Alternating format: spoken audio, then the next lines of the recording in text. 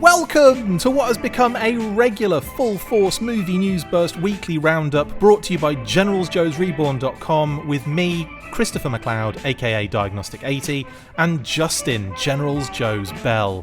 In these seemingly regular movie-related episodes, we bring you all the news from the last week that was Snake Eyes G.I. Joe Origins. It's the full-force... Hang on. This is all staying in. It's the Full Force Movie News Burst Weekly. Not very easy for me to say, for some reason. Thank God you didn't make me say it. What is it, Justin? I don't care. The Full Force Movie News Burst Weekly. Perfect. He nailed it. Right, we've got lots of news to get through, so let's start then, buddy, with Kinowetter news, or in Henry Golding news.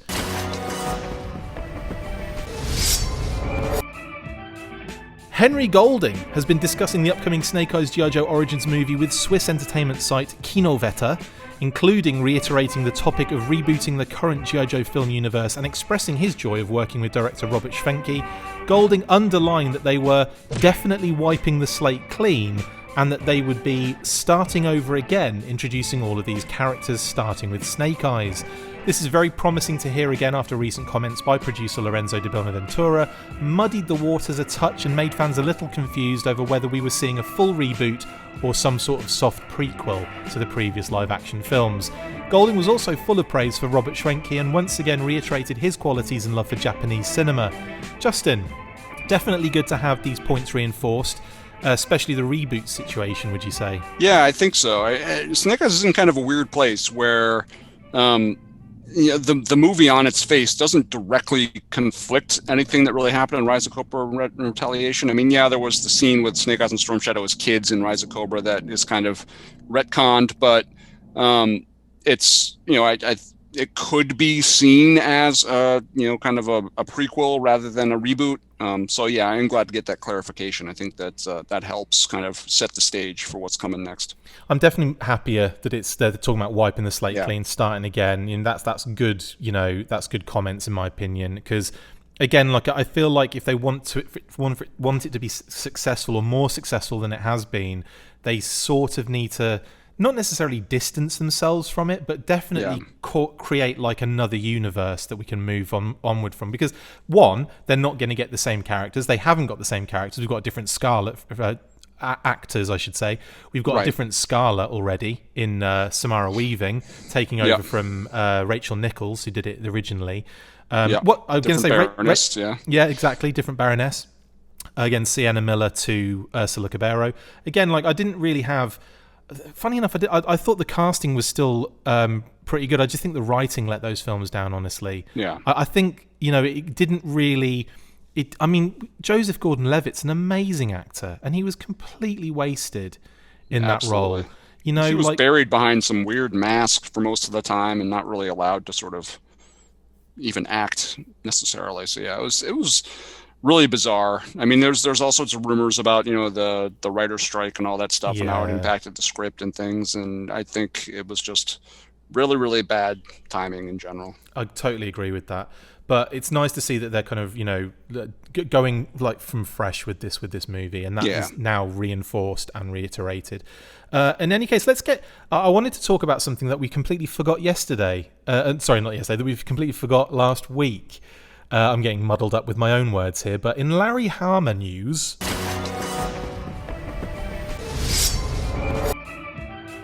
an addendum from last week now, as we completely forgot to mention this story, but about a week and a half ago now, Larry Hama took to socials to praise the Snake Eyes G.I. Joe Origins movie. The legendary creator of A Real American Hero lore got a private screening of the film a whopping 17 days prior to the US release date, and hit Facebook up to gush over a number of spoiler-free aspects.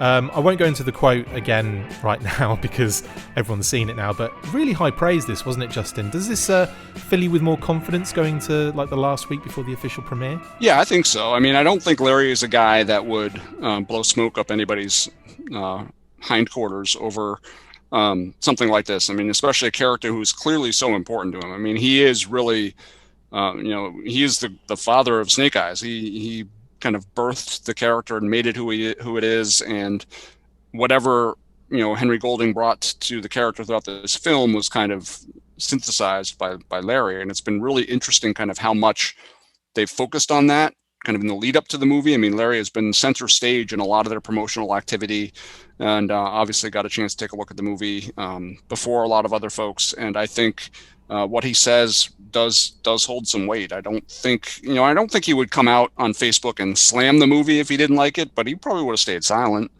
Totally. So I think his praise for the film, I think, is demonstration that it's doing its job. And I mean, and if the guy who created the character comes out and doesn't have an issue with the way they're portraying him, then I think the fans should hopefully be looking forward to it as well. Absolutely. I wouldn't say as well. He wasn't like basically saying it's the greatest movie ever made. No. I definitely agree with you on the fact that if he wasn't like pro this film for whatever reason, he just wouldn't have said anything.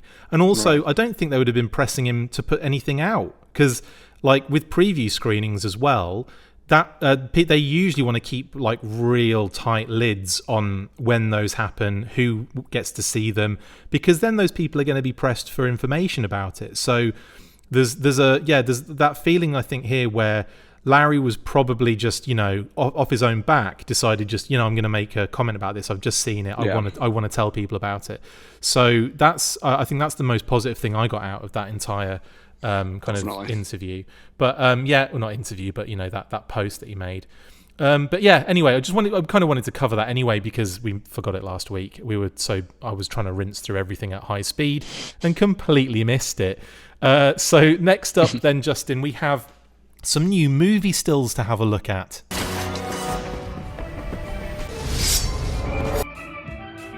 Yes, Paramount has shared a brand new batch of movie stills from the Snake Eyes G.I. Joe Origins movie, and they delve even deeper into the film's plot with a number of new scenes and character focuses.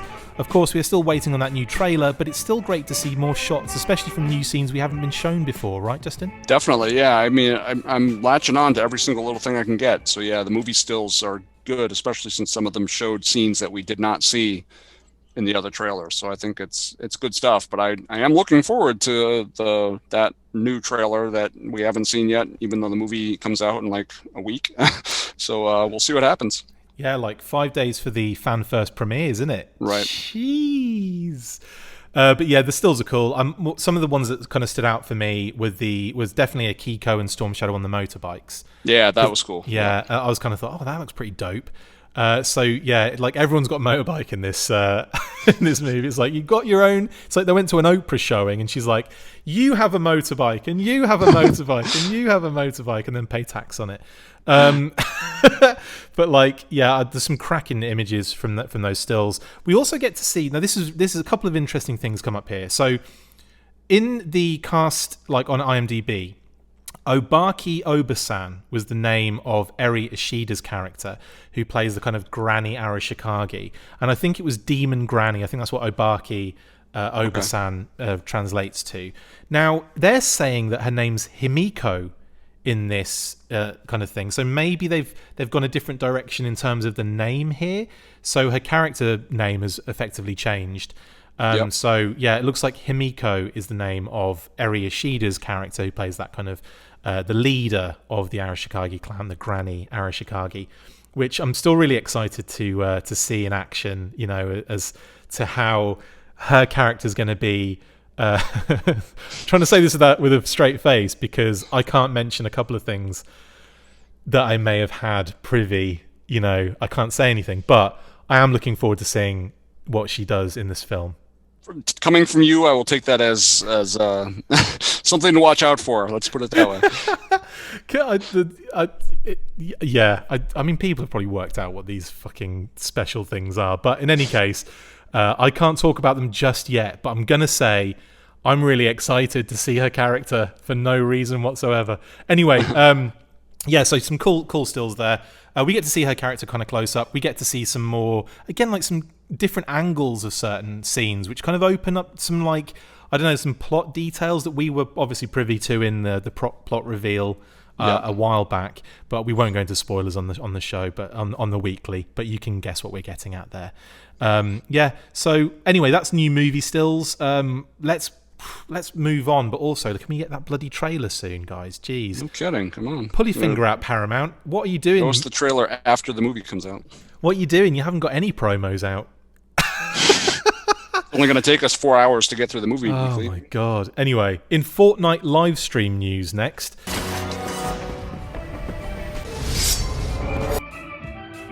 Henry Golding appeared on a Paramount Pictures livestream with Leslie Fu, Brooke A.B. and Jaden LaBelle from 100 Thieves to play Fortnite as Snake Eyes. The lead actor in the upcoming Snake Eyes G.I. Joe Origins movie played the game with Brooke and Leslie as Jaden asked the questions.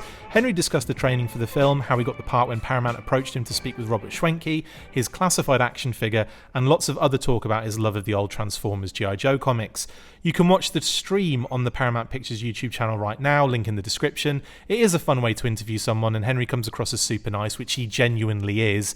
We will also be getting another interview with Mr. Golding very soon, so look out for that. Justin, does this make you want to play Fortnite? I did actually. I played when they first made that Snake Eyes model available. I downloaded it, I bought it, and played for like half an hour and got killed by probably somebody who was 8 years old. I don't know, like repeatedly. And decided that perhaps I'm not the right demographic for Fortnite, but yeah, I mean, I've certainly seen it played a lot. In the early days of the pandemic, my 15-year-old daughter was obsessed with Fortnite for some reason, and like sat in my office and played it for weeks on end. I guess is her only exposure to some friends who are also playing it. But yeah, I mean, I agree. I think it's a really interesting way to interview him. I think it's really fun, kind of seeing how he plays the character and getting a chance to talk to him at the same time. And it's really neat. And it's funny how some of this stuff kind of gets lost as the weeks go on. You could almost forget that Snake Eyes was a core part of Fortnite, the biggest game in the world right now. And then that ended up spinning into Snake Eyes versus Batman in the Fortnite comic. I mean, Snake Eyes has been everywhere this summer. It's been pretty impressive, but yeah, I really enjoyed kind of watching how they did this particular interview. It was fun. A couple of things that kind of came out of the interview were quite interesting. That he, obviously growing up in the UK, G.I. Joe was such an American thing, and I think at his age, he kind of just about got some of the comics, and that was kind of his like entrance into that universe, shall we say? Mm-hmm. So he was saying that he really loved that universe, the Transformers, G.I. Joe, especially kind of like the crossover stuff.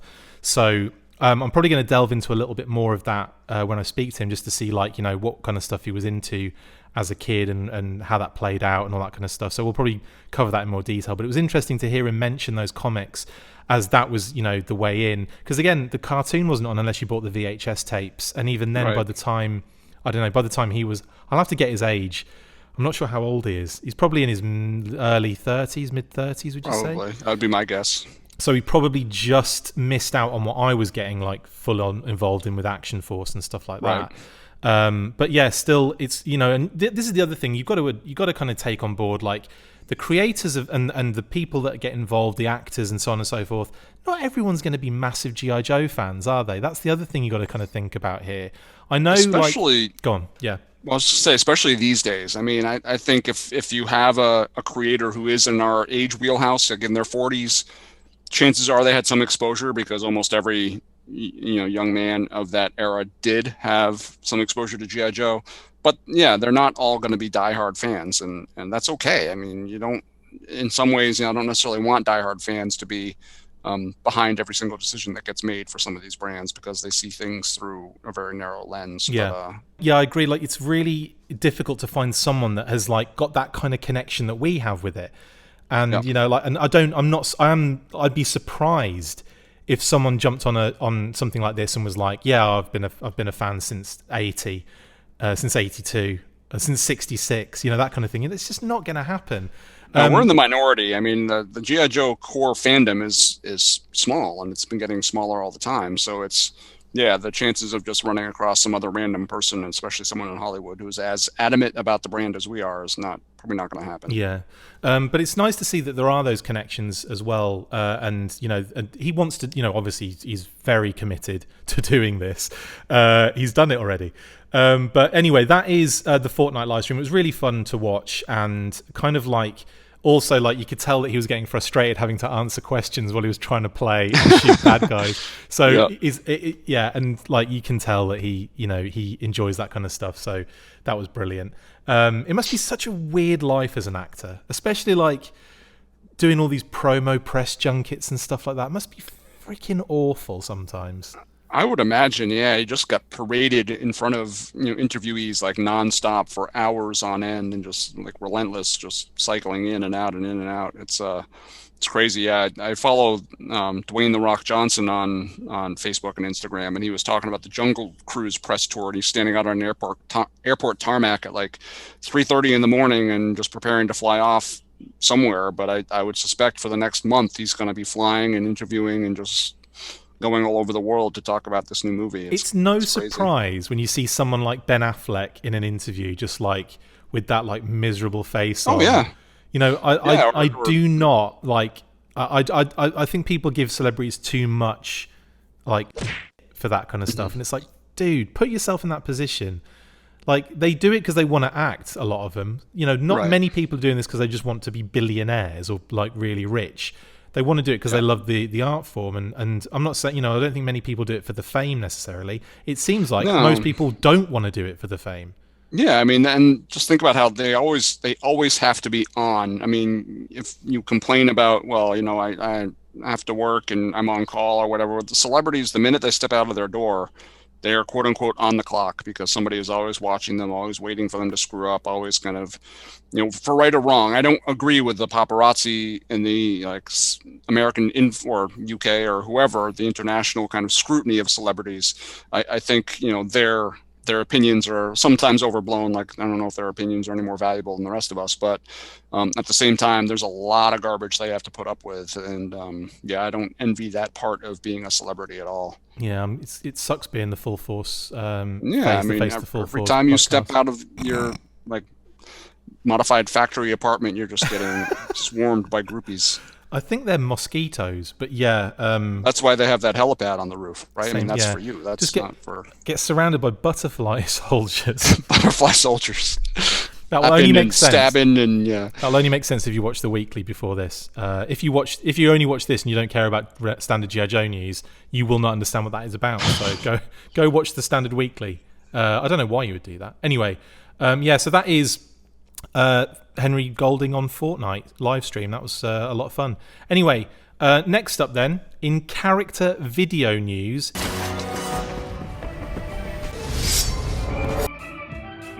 Yes, even more character videos, even more promos. Paramount Pictures have released a new batch of character video spotlights from Snake Eyes G.I. Joe Origins featuring Snake Eyes, Storm Shadow, Akiko, Scarlet, Hardmaster, Blindmaster, Kenta, and the Baroness. Each video contains small snippets of action combined with a quote from each actor in the movie, as well as a sprinkling of new footage. We are still waiting for that final trailer before the movie hits theatres on the 23rd, and in some cases a few days earlier with the fan first premieres and so on, but in the meantime, you can check these videos out in full by following the links below. I feel like we're scavenging for any morsel of new footage, but if someone was to piece together all the footage we've had so far, I think we would see a pretty clear roadmap of this movie. The promo machine seems to be in overdrive right now. Have you been surprised at just how much has been pumped into the movie build-up over the last few months, Justin? I have. I've been surprised not just by how much of this kind of smaller promotional stuff is going on, but still, I mean, I know we've talked about it already, but the lack of that final trailer is a little bit of a concern. But yeah, I mean, they're really pumping out. The character little snippets are actually pretty interesting. I've watched every single one of them, and while each one only has, a second or two maybe of additional footage, there certainly has been some of that footage, contained within there, and it's been cool to see, So I mean, I've been clinging on to every last little bit I can get, but you're right, it does seem like they're throwing a lot of that stuff out there. Yeah, it just seems to be massive, like with the promos. Like I've never seen anything like it, and this is the second batch now of character specific videos. We've had, I don't know, like I've lost count of the amount of TV spots worldwide we've had. We've had a main trailer, a teaser trailer, a main trailer, an international main trailer. We're going to get another main trailer, and then it's going to be 3 featurettes now, and God knows how many TV spots. It's bonkers, isn't it? It's nuts. It's nuts. Yeah, they're. It's like they waited until a month before, and they're just kind of let it all fly out all at once, which has made for a pretty busy month. But and the stupid Buddy production of studios stop motion thing, which is still the best bit of promo I've seen. Yeah, that was awesome. Yeah, for the Snake Eyes movie, that was amazing.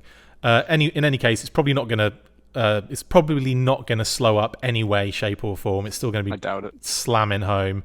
And that leads us into the last bit. Actually, we rinsed it out really quick. I didn't realize we would. Okay, that leads us into the last bit of news for the week, and it happened just a few moments before we started recording, Justin. And that's in something that would probably pique both of our interests, like a few years ago, and that is in running news.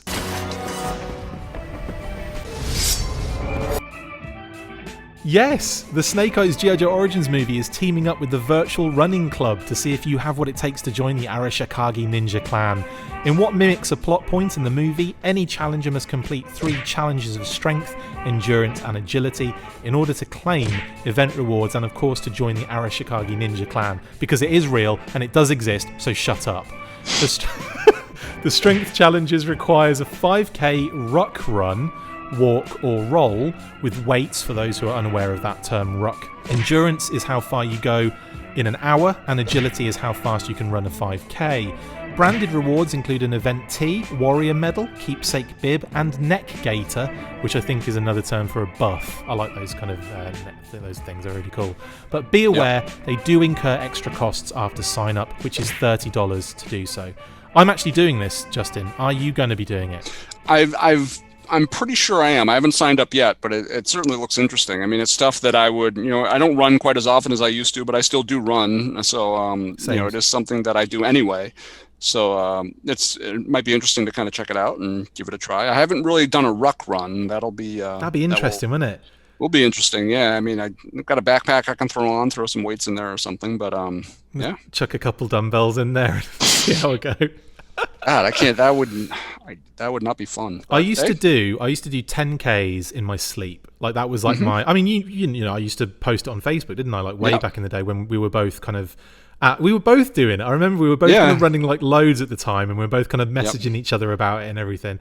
And so, like when I saw this come up, I'm like, I haven't done it in ages. Like I remember the last time I ran, like or even attempted a long distance run, my knees gave way like almost immediately, and it was a really wet day. I think the weather had a lot to do with it as well.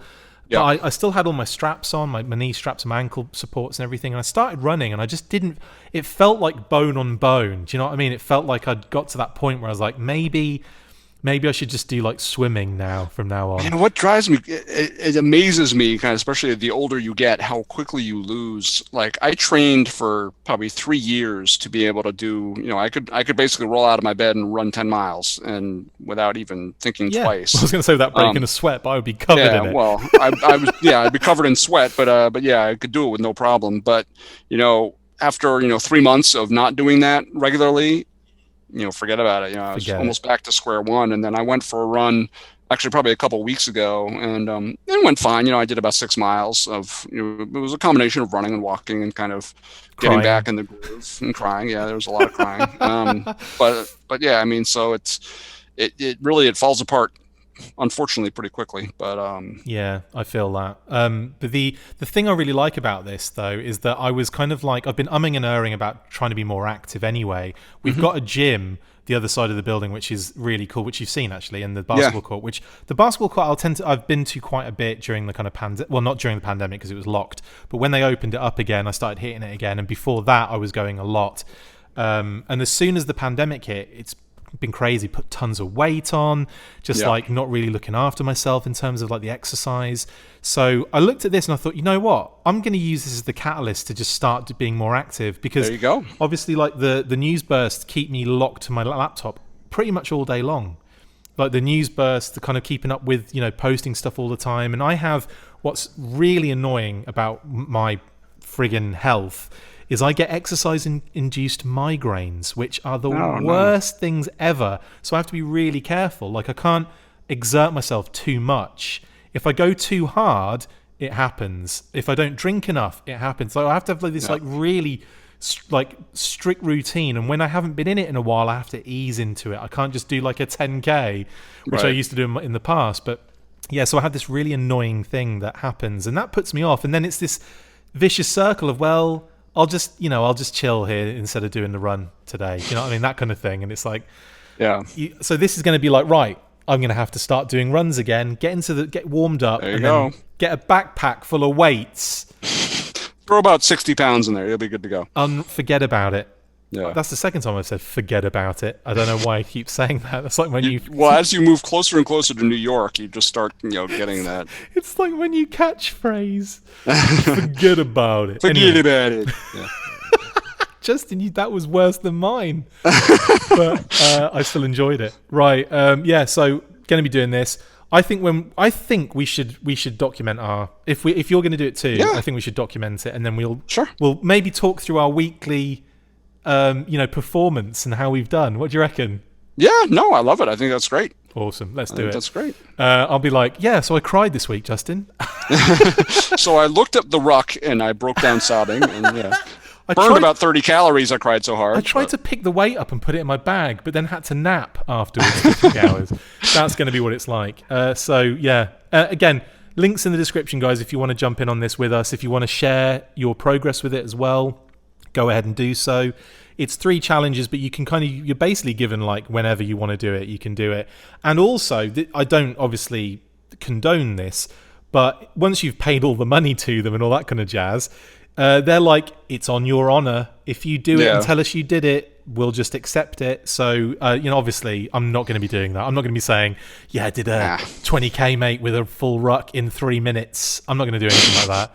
So, you'd have to sprint. And then I died of a coronary, yeah. Yeah, so, no weekly next week, though. That would be a bonus, right? Hey, there you go. Yeah. Anyway, silver lining. Yeah, we'll keep you up to date with our progress. If you guys are interested in that, keep us up to date with yours, and we'll talk about it or we'll do like a little segment where we say, hey, we got this information from, so and so. They told us that they're doing this. That'd be fun, I think, to have a chat with and see how everyone else is getting on with it. And basically, I'm going to be saying like, yeah, I did it in like 3 hours, and everyone's going to be like, yeah, I did it in like 12 seconds or something. So yeah. We'll see how that goes. What was your fastest 5K, do you reckon? Fastest 5K was 23 minutes, I think. 24 minutes. Not bad, mate. That's not bad at all. That's by far the fastest. I would say my average 5K was probably in the 30s. Average probably 25. Oh, not bad. 26. Not bad. I used to back when I was running regularly. If I went out to do a 5K now, you'd probably be talking 35 minutes or so. But if I just took the first 5K out of a 10K run, it's kind of cheating because I do tend to kind of punch it early on, and then like when it gets to the end, I'm kind of like, okay. You got to find that balance between the quick start and the maintain. Yeah, I mean it's 5K is a lot of people kind of like, no big deal. What is it, like 3 miles or whatever? But it can be challenging, and I used to do them. Not really competitively. I would join, they have several events locally in my city that do like group 5Ks, like a Shamrock Shuffle, and they have a red, white, and blue 6K and things like that. Yeah. I would do those just to see how I would rate kind of amongst other runners. But it's been a while since the best thing about the Shamrock Shuffle is that after you did the run, the little Irish pub had beer afterwards. So you could do a drink. So I burned like 500 calories running and then drink 6 beers, and it'd be never mind. But. Amazing. And then you vomit everything. Yeah. But you kept the beer calories in, so it's all good. Exactly. Right. That's ridiculous. That's really cool. Like I said, all of my stuff was just on app in whatever area of the globe I was in that moment. Yeah. Map My Run. Used to use that all the time. I definitely want to do it again. I don't want to run necessarily again because it is just hammers on my joints. But I definitely want to become more active, and I think maybe cross training will get me back into cross training. I'll probably do the 5K on a treadmill with the ruck, honestly, because it's just a bit safer, I think, in that and then when they say endurance run of doing like an hour, I mean that's no joke. I mean running for an hour. That was my 10K effectively. That was like exactly. You would do about 6 miles in an hour or something like that. So I mean that's not a small amount. So I'll be building up to that one, definitely. Anybody out there who's doing this, I mean, know your body, be careful. Do what you feel comfortable with. If you maybe cheat and do a bike or something like that, if you need to, I mean, nobody's going to judge you, but I think this might be a cool thing to kind of do as a group. Definitely. The other thing as well, they are very open to just, whatever your ability, whatever your situation, do what feels comfortable. So they're not saying you got to do it this way and you got to be like, right. Trust me, I've gone through the sign-up process. If you pay them money, you get all of those things. So don't worry. They don't care. As long as they get your $30, whatever. Exactly. Or like, irregardless. Sorry, I love using that word because it's like ridiculous. Regardless, guys.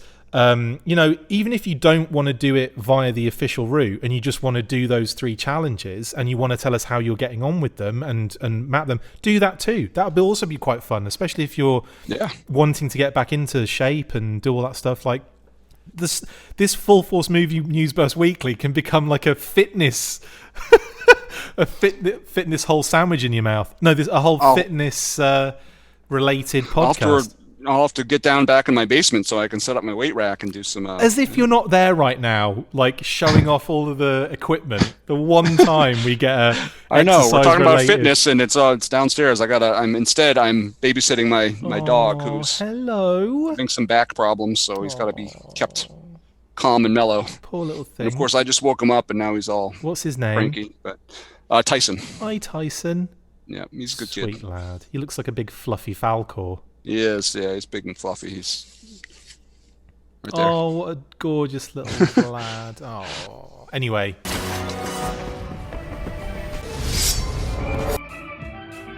Right. Well, that's it then. That brings us to the end of the episode, Justin. Are we still recording? Yeah. Yeah.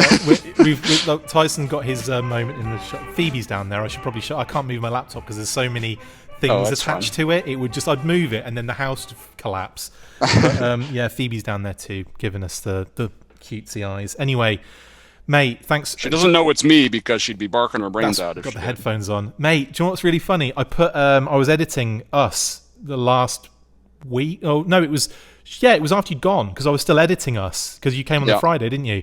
And when I played it and it came out of the speakers and it was your voice, she started barking again. And I was like, she hates me. On. She doesn't. Well, she hates everybody until you've given her lots of treats for like a year. It took her 2 years to get used to me. 2 years.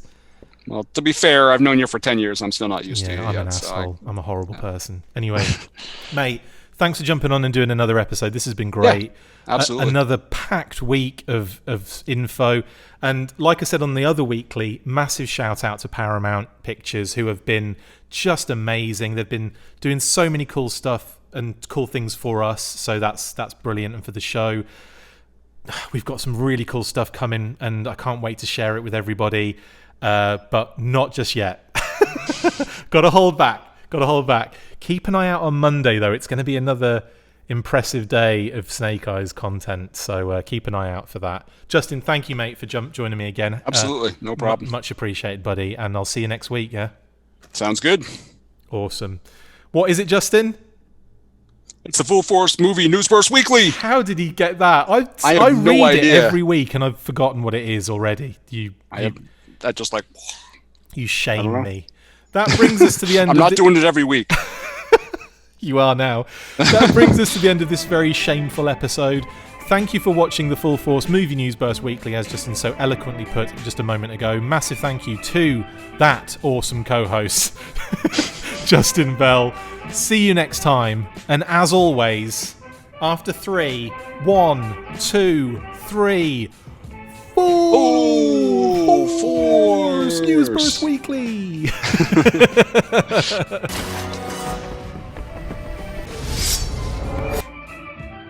Make sure you get involved with the discussion by liking, sharing and commenting on these videos, and as always you can keep up with the show after listening by following on Twitter @TheFullForce, liking the Facebook page facebook.com/TheFullForce, and if you would like to contact the show you can message us on either of those platforms with feedback and questions. We also have a Patreon page, so if you want to show your support for the show, see your name up in lights on these videos, or enjoy exclusive bonus content, then check out patreon.com/TheFullForce Podcast, or click the link on any of the posts this podcast appears in. Full Force.